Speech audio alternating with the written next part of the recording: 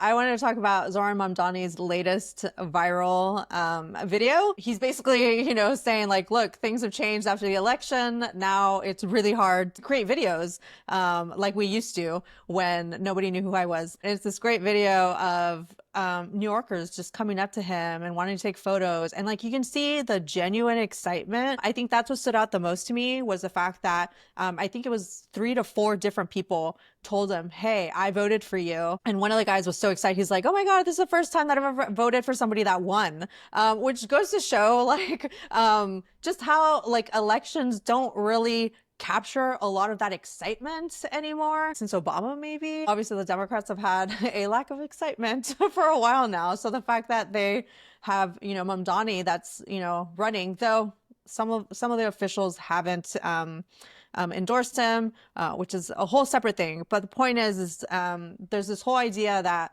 you want to be able to capture that excitement and like, what do you do with that? And I think that this was one of the best ways to show that very authentically, because you can tell that they're not even looking for that. They're not there trying to like create a political moment or even try to like meet new people. He's done separate events or, videos where that's the whole point of the video is to meet people. And I wanted to counter that with the latest drop from Andrew Cuomo, who did create one of those videos and has very clearly chosen people that have agreed to be on camera, but it looks very staged. And so for people that see both of them, I think it's a very stark contrast between actual genuine excitement that you cannot buy and you cannot create unless it's an actual, film production or TV production versus one where it's like you're asking people to act as if they care about you or like what you're doing or what you're saying.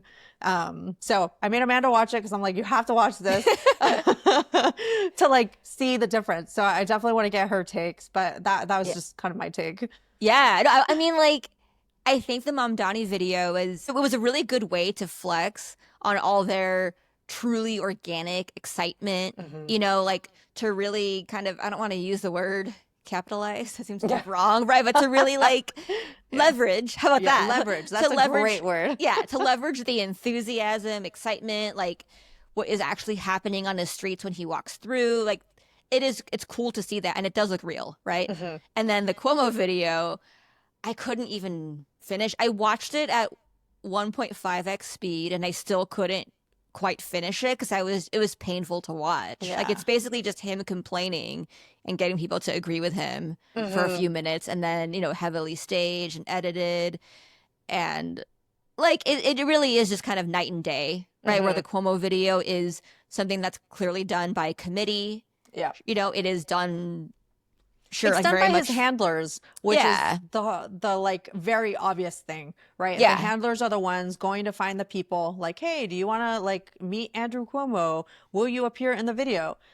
That did not happen at all in Mamdani's video, right? Like I think that was what was authentic about it, right? It's like you have people literally walking up to him. One of my favorite bits was like the lady where he's like, wait, I think she's coming. No, maybe not. Oh, no, there she is. And I'm like, and obviously they have to get that sign off in the end.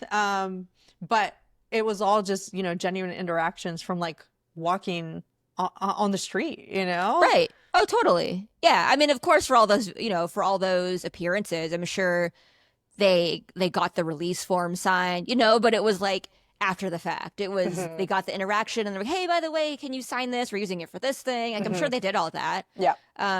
The Cuomo video just very much reeks of that corporate CEO who's, like, hey, we need a viral video. We need to look good, really get our message across, really rally the people. Like, I need a message. How long should this video be? 2 minutes? Let's do it. Let's make me look good. It looked like that. Yeah. Painful. Yeah, actually, that reminds me of something else that recently happened with the Democrats. I'm not here to rag on the Democrats. That's not the thing here. I think what is a change that I would like to see happen that the Mamdani campaign is doing really well is that they are creating content in the medium that they want their target audience or target voter to be. So they've started a new channel whether they have policy breakdowns and tell you like the real news stories or like what the Democrats are doing and all that. They've launched a new channel on YouTube in order to try to engage with the younger folks.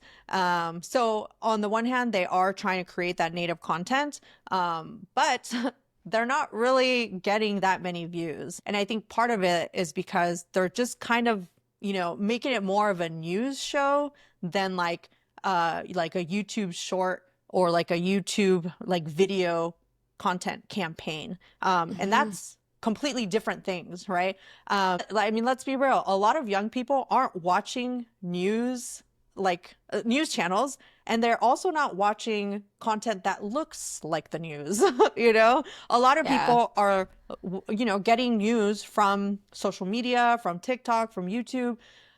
Quibble as you may, whether that's the correct way or appropriate way for people to be getting their news, given how much misinformation there is out there, that's not the point here. The point is, if people are getting their news sources in that way or trying to digest it in that way, then you who are trying to give, facts have to be creating content in the way that is suitable for them. Yeah, you got to meet them where they are. I mean, Exactly.